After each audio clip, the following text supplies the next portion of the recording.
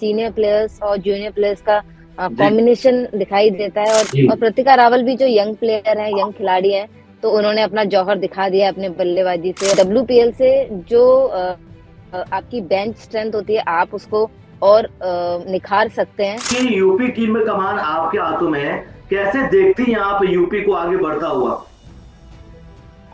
देखिए, यूपी में टैलेंट कूट कूट के भरा हुआ है। आगरा में मैं पहली खिलाड़ी थी जिसको अर्जुन अवार्ड मिला। नमस्कार, इंडिया डेली पे स्वागत है आपका। मैं हूं आकाश मिश्रा और बात करते हैं स्पोर्ट्स की, और स्पोर्ट में क्रिकेट की बात करते हैं। और एक बहुत बड़ी इंडियन क्रिकेट वुमेन्स टीम की एक खिलाड़ी जुड़ी है हमारे साथ, पूनम यादव, जो कि लेग स्पिनर है और अर्जुन अवार्डी भी हैं। बहुत बहुत स्वागत है आपका पूनम, इंडिया डेली पे। बहुत बहुत धन्यवाद, थैंक यू। पूनम, अभी भी टीम इंडिया की एक बहुत बड़ी जीत हुई है वुमेन्स टीम की, आयरलैंड को 3-0 से क्लीन स्वीप किया राजकोट में। कैसे देखती हैं आप टीम इंडिया को आने वाले समय में? देखिए, अगर कहें कि सीनियर प्लेयर्स और जूनियर प्लेयर्स का जी, कॉम्बिनेशन दिखाई देता है और यंग प्लेयर ज्यादा देखने के लिए मिल रहे हैं, तो मैं जी, चाहती हूँ जिस तरीके से प्रतिका रावल है, जी, ऋचा घोष, जो जो कि मैं T20 से बोलते आ रही हूँ, T20 वर्ल्ड कप से, कि वो बहुत बेहतरीन खिलाड़ी हैं आगे आने वाले समय के लिए, फ्यूचर के लिए। और वो मुझे जो वनडे में एक बोलते हैं, एक स्टेबिलिटी ओपनिंग पार्टनरशिप में जो शेफाली के ना रहते हुए प्रतिका रावल बखूबी निभा रही हैं। लेकिन शेफाली अलग ही खिलाड़ी थी, जो 10 ओवर का बहुत बेहतरीन यूज करती थी, पावर प्ले का। जी। और प्रतिका रावल भी जो यंग प्लेयर है, यंग खिलाड़ी है, तो उन्होंने अपना जौहर दिखा दिया अपने बल्लेबाजी से। और डोमेस्टिक में उन्होंने बहुत अच्छा प्रदर्शन किया है।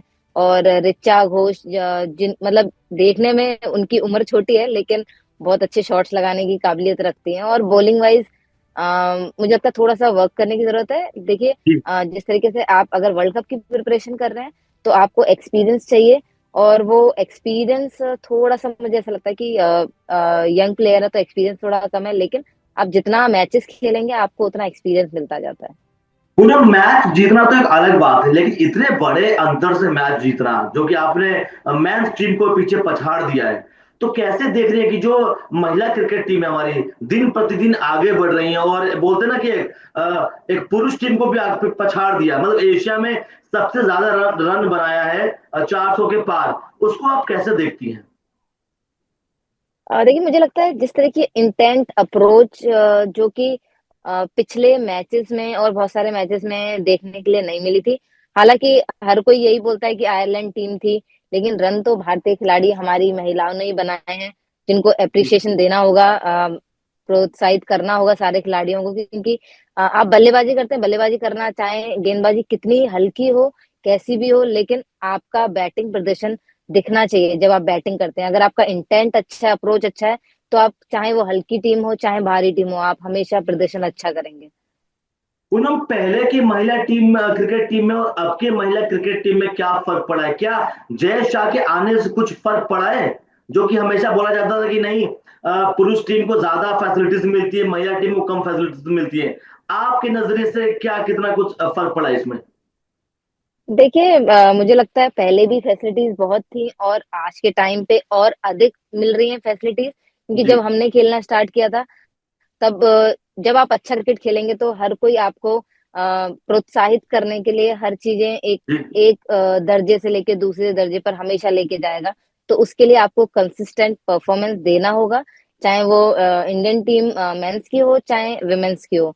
तो अगर आप जैसे जिस तरीके से हम लोगों ने T20 वर्ल्ड कप 2017 का खेला, फिर जी, उसके बाद 2020 में हमने T20 वाला वर्ल्ड कप खेला, तो जो हमने दोनों फाइनल्स तक पहुंची विमेंस टीम, तो उसका जो अभी भरपाई भरपाई जो लड़कियां जो भी जितनी भी फैसिलिटीज मिल रही है, वो सारी गर्ल्स को मिल रही हैं। और जी, ऐसा नहीं है कि हमें नहीं मिली या अभी मिल रही हैं, हमें भी बहुत जी। फैसिलिटीज मिली और अभी जितनी भी फैसिलिटीज है वो ज्यादा है। लेकिन मैं हम ये नहीं कह सकते कि हमें नहीं मिली, हमें भी जी। सारी बहुत सारी फैसिलिटीज मिली है और हमने उसका बखूबी बहुत अच्छे तरीके से परफॉर्मेंस किया है। उसके बाद जो यंग खिलाड़ी आए हैं, तो उसके बाद उन्होंने भी उसका बहुत लुत्फ उठा रहे हैं वो लोग भी।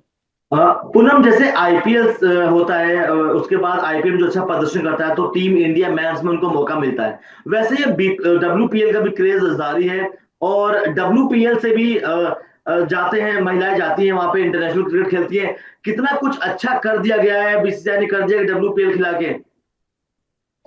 देखिए, WPL से जो आपकी बेंच स्ट्रेंथ होती है, आप उसको और निखार सकते हैं, जी। क्योंकि आप एकदम से इंटरनेशनल लेवल के लिए आप इतने परिपक्व नहीं होते हैं कि आप बन जाएं कि तुरंत जाके आप इंटरनेशनल लेवल पे परफॉर्मेंस कर दें।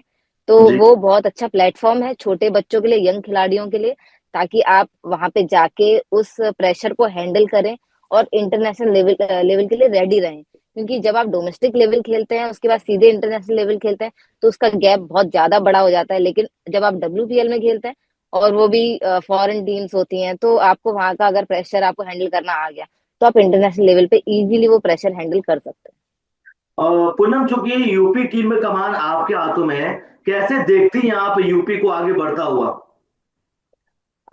देखिए, यूपी में टैलेंट कूट कूट के भरा हुआ है। अगर मैं कहूँ, जब मैंने खेलना स्टार्ट करा था तब भी अपनी जगह बनाने के लिए बहुत कड़ी मेहनत करनी पड़ी थी मुझे, क्योंकि मैं एज अ लेग स्पिनर अपने जी। आप को ट्रीट करती थी। लेकिन जब मैंने फर्स्ट टाइम ट्रायल दिया था तो मैंने अपने कोच से जाके बोला कि सर मुझे बैटिंग पे भी वर्क करना है। तो उसके बाद मैंने अपनी बैटिंग पे भी वर्क किया। उसके बाद मैं 35 से 40 रन अपनी यूपी टीम के लिए हमेशा बनाती थी।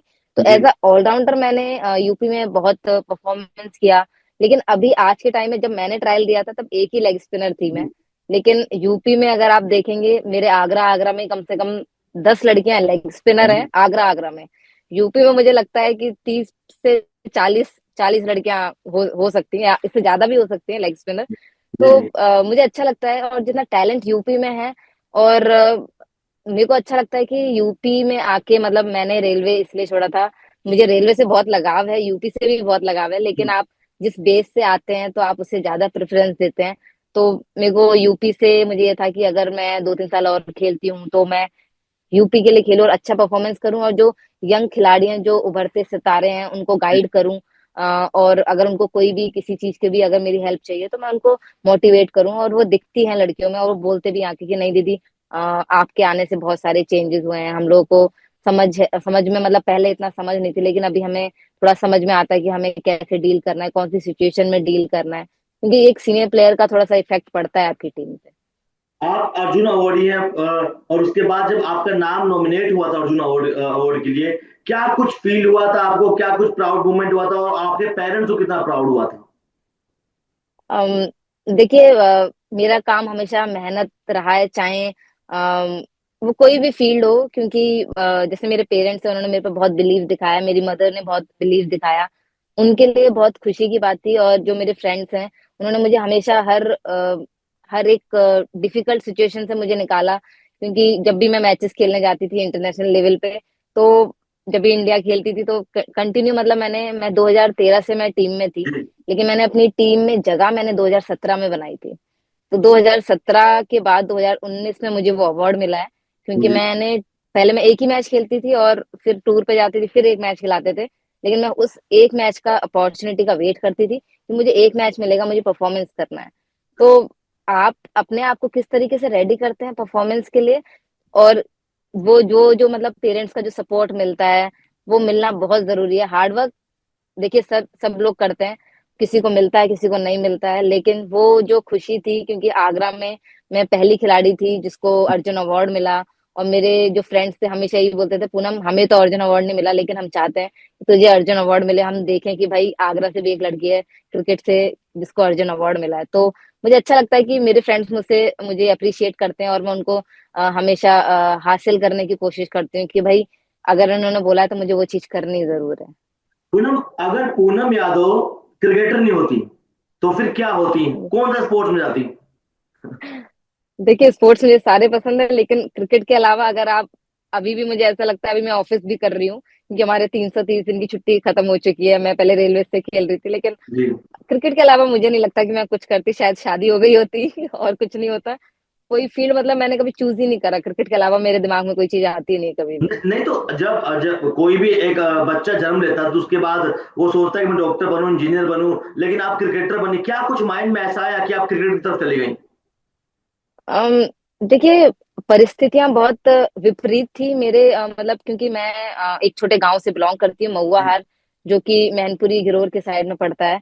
तो उधर तो लाइट भी नहीं होती थी जब मैं वहां पैदा हुई थी। और अब वहां पे वर्ल्ड कप खेलने के बाद 2017 के बाद वहां पिलर लगने शुरू हुए इलेक्ट्रिसिटी के, तब जाके बिजली आई वहां पे। और मेरे को लगता है कि मुझे उस टाइम पे बहुत कुछ सीखने के लिए मिला कि यार पूनम, तेरे को अच्छा करना है, अपने माता पिता का नाम रोशन करना है, क्योंकि उन्होंने जितना मेरे लिए सेक्रीफाइसेस किए हैं वो जी कहीं ना कहीं मेरे को अभी भी मोटिवेट करते हैं। और जब अगर आप देखोगे मेरा जो महुआहार है, जो बहुत छोटा गांव है, वहां से जी इतने कोई बच्चे नहीं हैं जो जिनको पेरेंट्स इतना सपोर्ट करते हो। जी लेकिन जब मैंने खेलना स्टार्ट किया तब गर्ल्स को भी प्रायोरिटी दी गई, पहले गर्ल्स को इतनी प्रायोरिटी नहीं दी जाती थी। जी अगर आप अभी देखेंगे तो मेरे गांव में जितने भी मेल हैं, जितने भी मेरे ताऊ जी हैं, सब लोग मुझे बहुत सपोर्ट करते हैं। शायद अभी मैं क्रिकेटर नहीं होती तो शायद इतना सपोर्ट नहीं मिलता। तो क्रिकेट को मैं बहुत थैंक्स देना चाहती हूँ, क्योंकि क्रिकेट के वजह से ही मैं आज यहाँ पे हूँ, इस मुकाम तक पहुंची हूँ। जितना कुछ मुझे क्रिकेट ने दिया है शायद ही कोई मुझे दे पाता। और मैंने अपने पेरेंट्स से बोला था कि पापा जी देखो, मैं पढ़ाई में इतनी अच्छी नहीं हूँ, जी लेकिन अगर आप मुझे फेथ दिखाएंगे मेरे ऊपर तो आप मुझे बस 3 से 4 साल दे दो। अगर कुछ नहीं होगा तो जो आप बोलेंगे आप मैं वो कर लूंगी, लेकिन पढ़ाई में मैं 30% दे सकती हूँ, लेकिन 80% से 70% मुझे क्रिकेट में देना होगा, तभी मैं कुछ हासिल कर सकती हूँ। अदरवाइज मैं कुछ अचीव भी नहीं कर पाती। पूनम, उत्तर प्रदेश क्रिकेट एसोसिएशन को लेकर आपको क्या कहना है? और बहुत से यंगस्टर्स हैं जो लड़कियां हैं जो चाहती हैं आगे आना, उनको लेकर आप क्या कहना है? क्योंकि प्रैक्टिस भी करती हैं वो, लेकिन एक शिकायत भी है बहुत से लोगों का कि जल्दी मौका नहीं मिल पाता है, हम अच्छा परफॉर्म करते हैं उसके बाद भी। तो कैसे देखते हैं आप? देखिए, अच्छा प्रदर्शन करना आपके हाथ में है, और जी सिलेक्शन करना वो आपके हाथ में नहीं है। जी अगर मैं अगर खुद बोलूं कि नहीं, मैं भी अभी बहुत अच्छा परफॉर्म कर रही हूँ, मैं भी तो सिलेक्ट नहीं होती। लेकिन मैं उस चीज को कभी नेगेटिव वे में नहीं लेती, हमेशा पॉजिटिव वे में लेती हूँ। जी तो मेरा बच्चों से, जो यंग किड्स हैं, जो भी बच्चे हैं, उनसे मेरा यही कहना है कि आप पेशेंस रखें। पेशेंस बहुत बड़ी चीज है किसी भी खिलाड़ी के लिए या किसी भी फील्ड के लिए, क्योंकि वही बच्चे खो दे रहे हैं आज के टाइम पे। क्योंकि मेरे मेरे पापा ने मुझे बस एक ही बात बोली थी कि पूनम, अगर आपने मेहनत की है तो आपको 1 साल नहीं मिलेगा, 2 साल नहीं मिलेगा, 3 साल नहीं मिलेगा, लेकिन चौथे साल आपको जरूर मिलेगा। मे बी हो सकता है वो आपके एक स्टेप आगे हो, लेकिन आप उसी टाइम पे सोच लो कि नहीं, मुझे नहीं मिला 3 साल में भी, अब क्या मिलेगा। और आपने अगर वो स्टेप पीछे ले लिया तो आप हमेशा पीछे ही जाते जाओगे। तो आप पेशेंस दिखाएं, जी क्योंकि आप जितना परफॉर्मेंस करेंगे, 3 साल करेंगे, 4 साल करेंगे, आपको कोई ना तो कोई देखेगा जरूर, और आपको हमेशा अच्छे मुकाम पे लेके जाएगा। लेकिन अगर आप ये सोचेंगे मेरा सिलेक्शन नहीं हो रहा, उसका सिलेक्शन हो गया, अरे क्यों हो गया सिलेक्शन? आप हमेशा अच्छी चीजें अपने ऊपर इम्प्लीमेंट करें। आप ये नहीं सोचें कि उसका सिलेक्शन हो गया या हमारा नहीं हुआ। आप अच्छा परफॉर्मेंस करिए, 5 साल कंटिन्यू करेंगे, आपको 100 लोग देखेंगे। अगर आप 1 साल करेंगे, 2 साल करेंगे, कोई नहीं देखता। पूनम, में ज्यादा ज्यादा एक आखिरी सवाल, फिटनेस के लिए आप लोग क्या कुछ करते हैं? क्योंकि जैसे हम देखते हैं कि मेंस क्रिकेट टीम में काफी लोग जिम करते हैं, काफी क्रिकेटर्स फिटनेस ध्यान देते हैं, क्या वैसे वुमेन्स भी अपने, जैसे वो भी क्रिकेट खेलती है तो फिटनेस ज्यादा ध्यान देती होंगी, डाइटिशियन को फॉलो, डाइट को फॉलो करते होंगे और डाइटिशियन बताते भी होंगे? जी जरूर, क्योंकि मैं रही हूँ अपने सारे जितने भी अभी जो खेल रहे हैं बच्चे, यंग क्रिकेटर्स के साथ भी खेल चुकी हूँ। और जो अभी जैसे हरमन और स्मृति हैं, तो इन लोगों के साथ भी खेला है मैंने। जी तो मुझे पता है कि वो लोग बहुत कंट्रोल करते हैं अपनी डाइट पे, कि जी हमें ये चीज खानी है और ये चीज नहीं खानी। जैसे हरमन है, वो भी अपनी डाइट को लेके बहुत हेल्थ कॉन्शियस है। और स्मृति भी बहुत हेल्थ कॉन्शियस है। जैसे रिचा है, रिचा ने भी अपनी फिटनेस पे वर्क करा है, और उसने भी बहुत सारी चीजें कंट्रोल की। शेफाली है, शेफाली ने भी इस केस में बहुत ज्यादा मेहनत की है अपनी फिटनेस के ऊपर। और टैलेंट वाइज तो दीप्ति शर्मा, जो आगरा से ही बिलोंग करती जी है, तो जी उसके पास सारी चीजें हैं। 130 से ज्यादा विकेट हैं उसके T20 में, और अंतर्राष्ट्रीय में तो मुझे लगता है शायद 200 से ज्यादा उसके विकेट हैं। तो मुझे लगता है कि आपको फिटनेस कहीं ना कहीं क्राइटेरिया होता ही है। अगर आप मेरे केस में देखेंगे तो मैं मुश्किल से 6 दिन, अभी मैंने 6 दिन रेस्ट किया है, वरना अदरवाइज अभी तक के कैरियर में मैं जब घर वापस आती थी टूर्नामेंट से तो मैं 2 दिन का रेस्ट लेती थी। उसके बाद मैं कंटिन्यूस फिटनेस करती हूँ। मेरा कहीं ऐसे बाहर जाने का मन तो खैर करता नहीं है।